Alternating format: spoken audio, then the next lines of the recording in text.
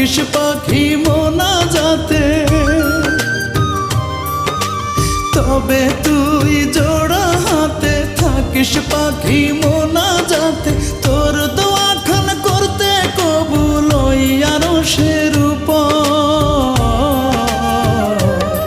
তোর যায় নামাজের পাটিতেই পাবি রে পাখি আমার মরার খবর। তোর যায় নামাজের পাটিতেই পাবি রে পাখি আমার মরার খবর।